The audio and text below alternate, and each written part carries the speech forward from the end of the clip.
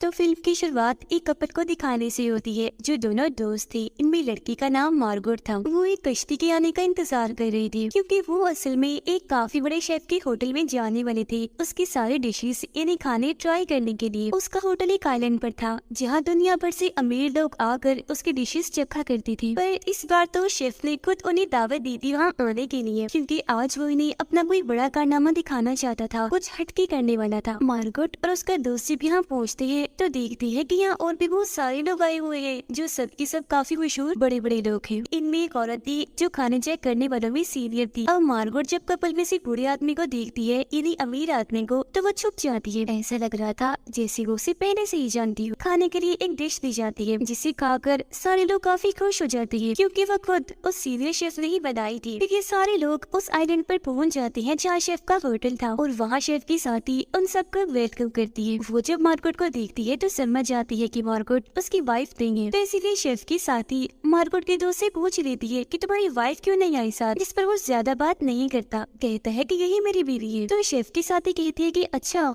ये तुम्हारी बीवी है, वैसे मैं जानती हूँ कि तुम्हारी बीवी तो नहीं है पर आपकी मर्जी है, अगर आप उसकी जगह इसीलिए आई है तो कोई मसला नहीं है। इसके बाद उन सभी को आगे ले जाया जाता है जहाँ ये लोग उस होटल में जा रही थी। शेफ की साथियों ने इस पूरी जगह का टूर देती है, मतलब हर जगह दिखाती है। रास्ते में ही उन्हें शेफ का घर दिखता है जो बंद था। सब उसे पूछते हैं कि ये क्या है, जिस पर वो बताती है कि ये शेफ का घर है पर यहाँ पर किसी को भी जाने की इजाजत नहीं है, चाहे कोई कस्टमर हो या वर्कर, कोई भी यहाँ नहीं जा सकता। सीनियर शेफ भी आ जाता है जो बाकी के शेफ्स को बता रहा था कि कैसे कैसे करना है, मतलब कौन सी डिश कैसे पकानी है। अब उसे देखकर सारे ही लोग काफी खुश हो जाते हैं क्योंकि वो बहुत ही बड़ा शेफ था। सीनियर शेफ काफी अजीब तरह से मार्गोट को देखने लगता है क्योंकि वो जानता था कि मार्गोट हमारे मेहमानों की लिस्ट में नहीं थी, पर वो फिर भी आ गई। फिर शेफ सबके सामने जाता है और कहता है कि आज रात की सबसे पहली डिश मैं आपको पेश करने वाला हूँ, पर हाँ वो डिश आप पूरी पेट भरकर मत खाइएगा, बस आपने उसे चखना है और बताना है कि वो कैसी बनी है, क्योंकि उसके अलावा हमारी बाकी और भी काफी सारी डिशेस हैं। उसे खाते ही सारे लोग आपस में बात करने लगते हैं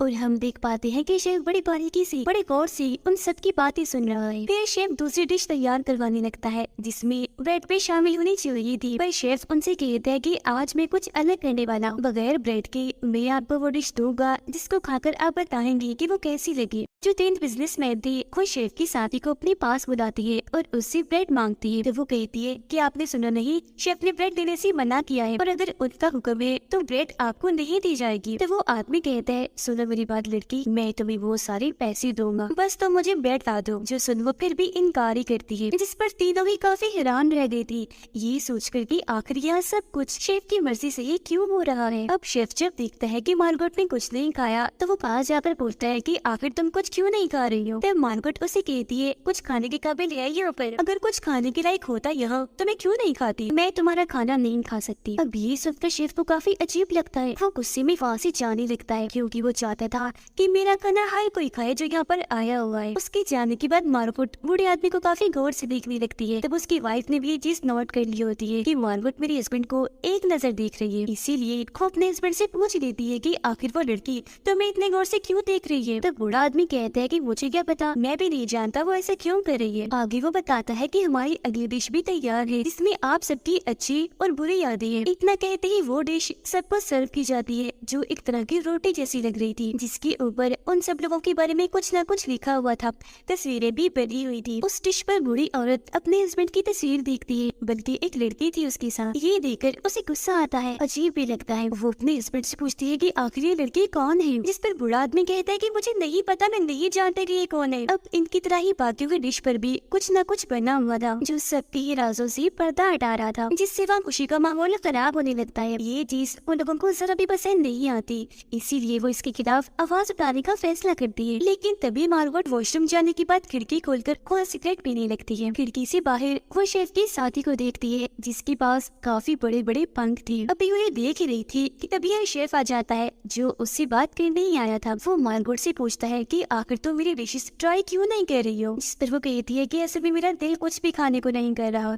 बस यही बात है और कुछ नहीं है। ये सुनकर शेफ पूछता है कि अब तुम मुझे अपनी असली पहचान बताओ कि आखिर तुम कौन हो, मैं पता लगवा कर ही रहूंगा कि आखिर तुम कौन हो। अब उन लोगों को अगली डिश के बारे में बताया जाता है जो शेफ के साथी ने ही बनाई थी। लेकिन इससे पहले कि वो डिश को सर्व करते, सबसे पहले ये लोग वहाँ सफेद कपड़ा बिछाते हैं जिसके ऊपर शेफ का साथी आकर खड़ा हो जाता है और अपने मुंह में गन रख के खुद को गोली से मार देता है, क्योंकि उसका मानना था कि मेरी डिश बहुत ही नायाब है जो मेरे अलावा ना तो कोई बना सकता है और ना ही कोई बनाए। देखकर सारे ये लोग काफी घबरा जाते हैं और शेफ से पूछते हैं कि आखिर तुम यहाँ ये सब क्या करवा रहे हो। इस पर बड़ा रिलैक्स होकर शेफ जवाब देता है कि आप लोग बिल्कुल भी परेशान ना हो, यहाँ जो कुछ भी हो रहा है सब पार्टी का हिस्सा है, तो इसे बस एंजॉय करें, ना कि टेंशन लें। फिर इस मरने वाले शेफ की डिश उन सबको दी जाती है। सी सब खाते हैं पर इनका दिल कर रहा था कि वो जल्द से जल्द यहाँ से चले जाएं। बड़ा आदमी जल्दी से उठता है और अपनी वाइफ को कहता है कि हमें यहाँ से चलना चाहिए। पर जब ये कपल यहाँ से जाने वाला होता है तो शेफ के साथ ही अपने बाकी साथियों के साथ मिलकर इन्हें रोक लेती है। वो फिर बूढ़े आदमी को जबरदस्ती बिठाने के चक्कर में उसकी एक उंगली ही काट देती है, जो देख सारे लोग काफी घबरा जाती है और अपनी अपनी जगहों पर जाकर बैठ गए थे, क्योंकि उन्हें समझ लग गई थी कि अगर हम यहाँ से भागने की कोशिश करेंगे तो ये लोग हमें भी मार देंगे। फिर कुछ देर के बाद मार्गोट शेफ के पास जाकर उससे पूछती है कि आखिर तुम यहाँ करना क्या चाहते हो, तुम्हारा इरादा क्या है। जिस पर मुस्कुराते हुए शेफ कहते हैं कि पहले तो मुझे सच सच अपनी पहचान बता दो कि तुम कौन हो, तब मैं भी बता दूंगा कि मेरा प्लान क्या है। तब वो कहती है कि बताया तो था, मेरा नाम मार्गोट है। जिस पर फौरन शेफ बोलता है कि नहीं, तुम मार्गोट नहीं हो सकती, तुम यहाँ आने वाले मेहमानों की लिस्ट में शामिल नहीं थी, बल्कि तुम्हें उस लिस्ट में जानबूझकर डाला गया है। तुम्हारी जगह किसी और ने आना था पर उसकी जगह लेकर तुम यहाँ आ गई। तुम हमारे प्लान का हिस्सा नहीं हो तो मजबूरन हमें भी अपना प्लान बदलना पड़ रहा है। और तुम्हें एक जरूरी बात बताना चाहता हूँ, आज यहाँ आए सारे लोग मारे जाएंगे, हम भी और मेहमान भी। अब जाहिर है तुम भी यहाँ आई हो तो मारे ही जाओ। बस अब तुम्हें ये फैसला करना है कि तुम हमारे साथ मरोगी या कस्टमर्स के साथ मरना पसंद करोगी। अब ये सुनकर मार्गोट काफी परेशान हो जाती है। शेफ सब के पास आकर बताता है कि कैसे आप सब लोग हमारी डिशेस को भूल जाया करते हैं। हर साल आप लोग छुट्टियां मनाने के लिए आते हैं पर आपको हमारी एक भी डिश याद नहीं रहती, और अब मैं एक एक करके आप सब को मार डालूंगा, क्योंकि मैं जानता हूँ कि कुकिंग करना, खाना बनाना कितना मुश्किल है। ये काम इतना आसान नहीं है जितना आप लोगों ने समझा हुआ है। उसकी ये बात सुनकर तीनों बिजनेसमैन फौरन उठ जाते हैं और शेफ से कहते हैं, तुम जानते भी हो हम कौन है, यहाँ का जो मालिक है वो हमारा दोस्त है, उसे कहकर हम तुम्हें यहाँ से निकलवा सकते हैं। जो सुनकर शेफ कहता है, अरे भाई इतनी मेहनत क्यों करोगी तुम, इसकी जरूरत नहीं पड़ेगी। इतना कहकर होने खिड़की से बाहर देखने का कहता है, और जब वो बाहर देखते हैं तो उधर यहाँ का मालिक था, उसके पीछे शेफ ने बड़े बड़े पग लगाए हुए थे और अब सबकी नजरों के सामने वो उसी नदी में डुबोकर मार देती है, जो देखकर सारे लोग काफी डर जाते हैं। उन्हें समझ लग गई थी कि शेफ खतरनाक भी है और पागल भी। थोड़ी देर बाद मार्गोट शेफ के पास जाती है उससे बात करने के लिए। वो कहती है कि तुम बिल्कुल सही कह रही थी, हाँ मेरा नाम मार्गोट नहीं है और मुझे सच में यहाँ नहीं होना चाहिए था। जो सुन शेफ कहता है, छोड़ो इन बातों को, बस ये बताओ कि तुम किसके साथ मरना पसंद करोगी। मार्गोट कहती है, मुझे और सोचने का टाइम चाहिए। इसके बाद शेफ उन सबको बाहर लेकर जाता है, सबको कहता है कि मैं आप लोगों को यहाँ से भागने का एक मौका दे रहा हूँ। जिसने अपनी जान बचानी है वो खुद को छुपा दे यहाँ पर, लेकिन अगर मेरे वर्कर्स ने आप लोगों को पकड़ लिया तो आपको वापस आना पड़ेगा। इसके साथ ही सारे मर्द वहाँ से भागकर छुप जाते हैं और शेफ के साथी उन्हें ढूंढने लगती है। शेफ के साथी सभी औरतों को अंदर ले जाकर अपनी डिश खिलाती है, जिसे खाकर वो सब उसकी झूठी तारीफें करने लगती है, जो सुनकर वो बहुत खुश हो जाती है। मर्द लोग जहाँ छुपी हुई थी सारे की सारी पकड़ी जाती है, जिसके बाद सभी को वापिस ही होटल में बुला लिया जाता है। फिर शेफ मार्गोट के दोस्त के पास आता है और सबको बताता है मैंने इसे इसकी वाइफ के साथ आने की दावत दी थी, पर ये उसके साथ नहीं आया बल्कि इस लड़की मार्गोट को साथ ले आया है, जो एक अच्छी लड़की नहीं है, और ये बूढ़े आदमी जो अमीर था उसके साथ भी रह चुकी है। शेफ उसके दोस्त को और भी इज्जत करता है, कहता है कि जब तुम्हें पता था कि ये लड़की ऐसी है तो तुम इसे यहाँ क्यों लाई, क्योंकि ये जिस प्लान में शामिल नहीं थी तो इसकी सजा तुम्हें जरूर मिलेगी। वो फौरन उसे उठाकर शेफ वाले कपड़े पहनाता है और खाना बनाने के लिए कहता है। मार्गोट का दोस्त खाना तो बना लेता है पर साथ ही वो काफी रो रहा था, क्योंकि ये उसे बेइज्जती लग रही थी, इसीलिए वो खुद को मारकर अपनी जान ले लेता है। कुछ देर के बाद मार्गोट शेफ के पास जाकर कहती है कि मैं तुम्हारे साथ हूँ, मुझे सामान चाहिए, इसके लिए मैंने तुम्हारे घर जाना है। जो सुनकर शेफ अपने साथी को कहता है कि मेरे घर की चाबी इसे दे दो, क्योंकि ये भी अब हम में से एक है और हमारे साथ ही मिलेगी। अब चाबी लेकर मार्गोट उसके घर जाती है और देखती है कि कुकिंग का तो उस शेफ को जुनून है, जो जुनून अब पागलपन बन गया है। तभी इधर शेफ की साथी भी आ जाती है, जो मार्गोट को कहती है मुझे तो शेफ ने भेजा है यहाँ पर तुम्हें जान से मार डालने के लिए। इतना कहती वो मार्गोट पर हमला कर देती है, तो वो उसके हमले को रोककर चाकू से छीन लेती है और उल्टा उसी पर ही वार कर देती है, जिससे उसकी मौत हो जाती है। तो मार्गोट वहाँ से भाग निकलती है। वो अपने शेफ के कमरे में जाती है और देखती है कि वो शादीशुदा था और उसकी एक बच्ची भी थी और शेफ को चीज बर्गर बनाना बहुत पसंद था। वो सबसे ज्यादा वही बनाया करता था। उसे यहाँ एक रेडियो भी दिखता है जिसके जरिए वो मैसेज भेजती है ताकि कोई उनकी मदद करने के लिए यहाँ आ सके। मार्गोट जब वापस आती है तो शेफ उसके हाथों पर खून लगा हुआ देखता है।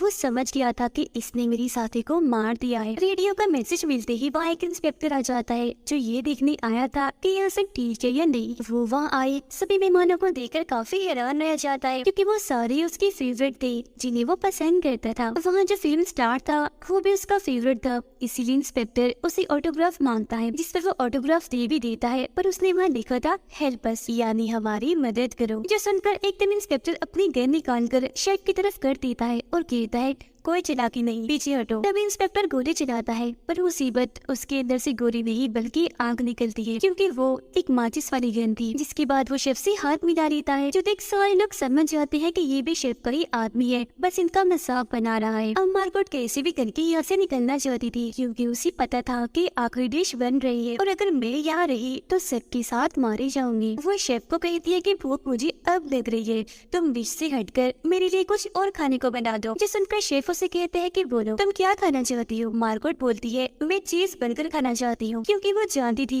कि शेफ को चीज बर्गर बनाना इसीलिए पसंद है क्योंकि उसकी बेटी बड़े शौक से खाती थी। और ये बात मार्गोट को तब पता चली जब वो शेफ के घर पर गई थी। शेफ मार्गोट के लिए बड़े प्यार से चीज बर्गर बनाकर लाता है क्योंकि उसने फरमाइश चुकी थी। वो कहती है कि तुम्हारा बर्गर इतने मजे का है कि एक बाइट खाने से मेरा पेट भर गया है। तुम ऐसा करो बाकी की डिशेस और बर्गर्स पैक कर दो, मैं अपने घर ले जाऊंगी। ये सुनकर शेफ ऐसे ही करता है, कुछ डिशेस और बर्गर पैक करके उसे दे देता है जो लेकर मार्गोट फौरन वहाँ से निकल जाती है। शेफ भी उसे नहीं रोकता, उसे जाने देता है, इसीलिए जाने दिया क्योंकि वो पहली थी जिसने उसके डिश की इतनी तारीफ की थी। क्योंकि वो शेफ यही चाहता था कि हर कोई उसके डिशेस को खाए और हमेशा उसे याद रखे, अच्छी बुरी हर डिशेस को लोग पसंद करे। जिसके बाद वो बाकी बचे मेहमानों को अपनी आखिरी डिश सर्व करता है जिसे वो जमीन पर ही फैला देता है। चॉकलेट की बनी टोपियाँ वो सबको पहना कर वहाँ आग लगा देता है जिससे वो सारी चॉकलेट पिघलकर उनकी आंखों में जाने लगती है। फौरन बाद ही वहाँ एक काफी बड़ा धमाका हो जाता है क्योंकि वहाँ बॉम्ब्स भी लगाए हुए थे